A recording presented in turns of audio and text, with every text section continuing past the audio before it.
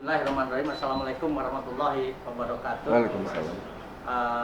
Alhamdulillah kedatangan banyak saudara ini dengan Kang Ari datang, berarti skuad kita makin banyak.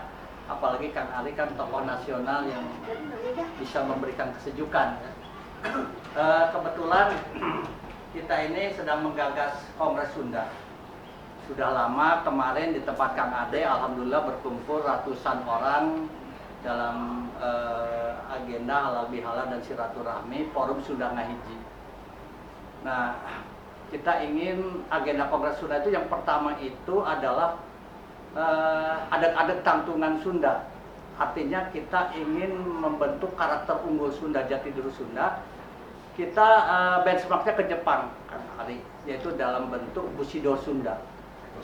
Karena jujur, satu wani, leber wawanen, jembar mana, dan kita juga ingin ada satu perceka. Perceka itu adalah julukan kepada juanda profesional, tablik dan patona. Jadi dia bisa berkomunikasi juga kepada publik dengan baik.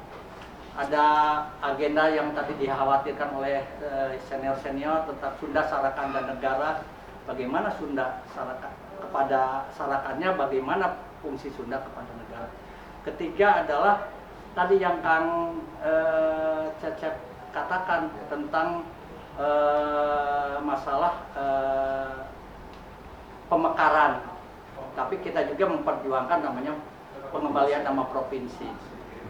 Keempatnya adalah Sunda dan kepemimpinan nasional. Nah, mudah-mudahan Kang Ari dalam agenda 1 dan 4 terutama Sunda dan kepemimpinan nasional ini bisa terjabarkan oleh Kang Ari hari ini, bagaimana Sunda punya jati diri, Sunda bisa tandang dalam kepemimpinan nasional. Itu sebuah harapan.